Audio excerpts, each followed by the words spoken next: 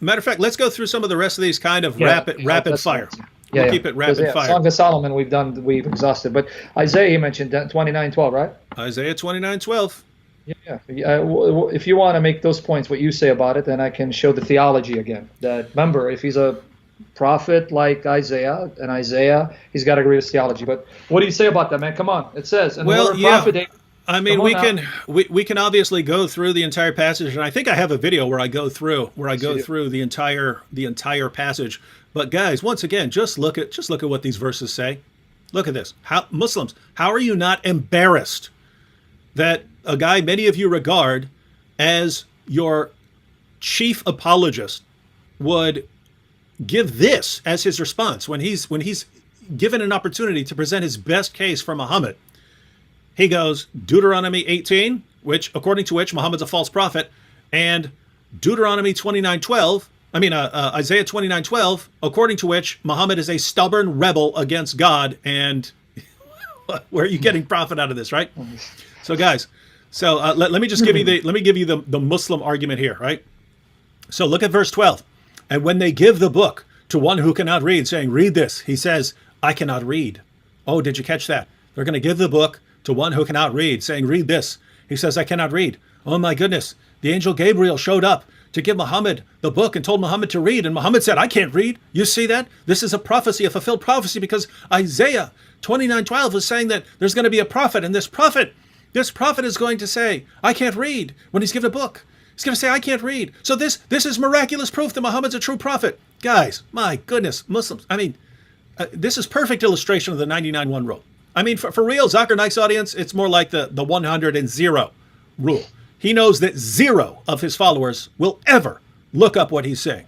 If they did, they should be ashamed. They should be saying, how can we listen to this absolute horrible deceiver to believe what this guy says? Every passage he tells us to go to tells us that Muhammad's a false prophet or that he should be put to death.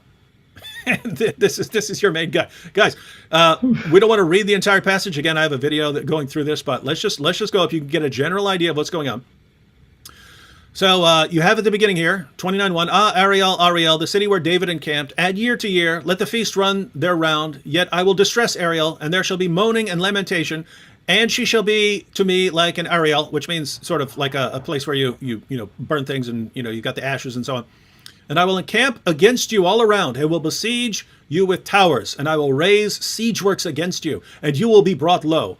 From the earth you shall speak, and from the dust your speech will be bowed down. Your voice shall come up from the ground like the voice of a ghost, and from the dust your speech shall whisper. God is talking about judging Jerusalem. He's talking about the judgment to come, right? So you have the northern tribes, and then you have Judea. God's talking about the judgment that's coming, right? So he gives this revelation through Isaiah, saying that they're going to be judged, right? And you get down to verse 11. And the vision of all this what? All this judgment that I'm talking about is coming upon you, to you, the Jews. And this vision of all this has become to you like the words of a book. There you have it, book. What book? What book is delivered to a person? And this vision of all this has become to you like the words of a book that is sealed. When men give it to one who can read, saying, read this, he says, I cannot, for it is sealed. And when they give the book to one who cannot read, saying, read this, he says, I cannot read. In context, what is it saying? It's talking about the stubbornness of the people when their prophets come to them, warning them about judgment, and they make excuses for why they're rejecting the revelation. They're making excuses for stubbornly rejecting the revelation. Now, pay attention to verses 11 and 12 again. And the vision of all this, what? He just talked about it. The vision of what's about to happen to them. The vision of all this has become to you like the words of a book that is sealed. The book is sealed. So it's like a book and you're delivering it to someone. When men give it to one who can read, saying, read this, he says, I cannot, for it is sealed. In other words, he makes an excuse. Hey, this book is sealed up. I can't read it. So he makes an excuse for why he rejects it, why he rejects the book. And when they give the book to one who cannot read, verse 12, saying, read this, he says, I cannot read. Who is this talking about? Is this talking about a prophet? No, the prophet is the one giving the revelation, and the people are the one making excuses for why they reject the revelation given by the prophet. So if this is Muhammad, as Zakir Naik claims, Zakir Naik says this is Muhammad right here. He's the one talked about. Well, notice in verse 12, this is not talking about a prophet refusing to read. This is not talking about a prophet making excuses. This is talking about a man who rejects the words of the prophets that are revealed to him, who stubbornly makes excuses for rejecting the prophecies that are revealed to him. So if Zakir Naik wants to say, this is talking about Muhammad, great. Muhammad's not a prophet. He's someone who's in rebellion against the prophets. The prophets have revealed revelations, and Muhammad stubbornly makes excuses because of his illiteracy. He counts this as an excuse for rejecting the true revelations of God. This is Zakir Naik telling you that Muhammad was a stubborn rebel against God, making excuses for why he rejected God's true revelations. I say amen. Amen to this.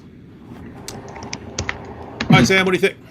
Just let me add the icing on the cake, because we've already done this. We belabored the point, but Yep. for the sake of people, remember this, Christians. Even if you don't remember the context is not a prophecy of prophets to come. Keep this in mind. Would a prophet in the Old Testament prophesy the coming of someone who'd contradict their theology? So keep that in mind. If Muhammad is this prophet that Isaiah supposedly announced would come, and it's not, as David showed you, he cannot contradict the theology of Isaiah. So if you're quoting Isaiah, then you're going to have to be stuck with Isaiah. Muhammad says his God is not a father to his people, spiritually or metaphorically. But in Isaiah 63:16, folks, remember this. The God of Isaiah is a spiritual father to his people, and he spiritually begets them, and he preserves them and sustains them as a father does to his children. Here, Isaiah 63:16. For you are our father, though Abraham does not know us, and Israel does not acknowledge us. You, O Lord, are our father. Our Redeemer from of old is your name. Isaiah 64, verse 8. Isaiah 64, verse 8. But now, O Lord, you are our son. We are the clay, and you are our potter. We are all the work of your hands. So number one, Isaiah's God is a spiritual father to his people. He spiritually begets them, not physically, not sexually, and he provides for them, sustains them, and protects them as a father does for his children. So that's number one. Number two, Isaiah 9, verses 6 to 7. In the Quran, chapter 112, verse 3, remember this, chapter 112, verse 3, Lam yalid wa lam yulad. Allah neither begets nor is begotten. Even though in the context of the Quran, it is condemning the pagan understanding that Allah sires children sexually, or he's like one of the gods who is produced by a god and a goddess. And we condemn that as well. We condemn that as well. That's false teaching. But still, with that said, some Muslims like to misapply it to deny the eternal generation of the Son. Isaiah 9, verses 6 to 7. Christians, please, this is now archived. Make sure you listen to this, because I want you to learn these arguments, and this will end the misappeal to Isaiah. Isaiah 9, verses 6 to 7. For to us a child is born. Ask anyone who reads Hebrew. The phrase, for to us a child is born, is Yeled Yuled.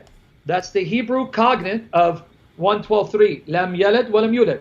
Weled and Yeled, the Hebrew Arabic cognates. So here it says, child born. Yeled, child. Yuled, born.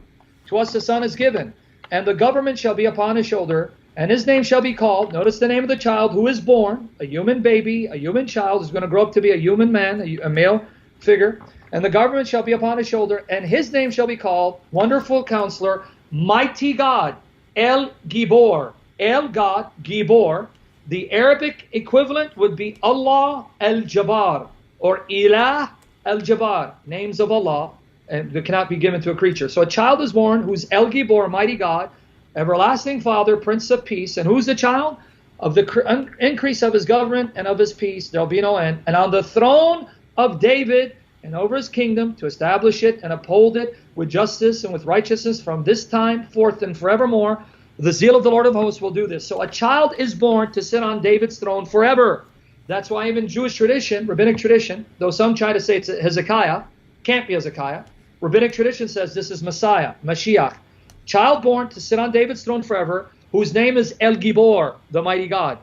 Isaiah chapter 10, verse 21, folks. One of the names of Jehovah, the Lord, is Mighty God.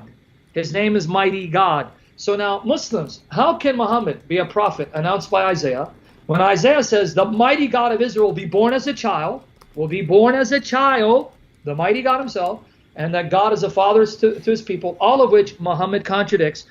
Muhammad is condemned by Isaiah, not prophesied by Isaiah. So much for Isaiah.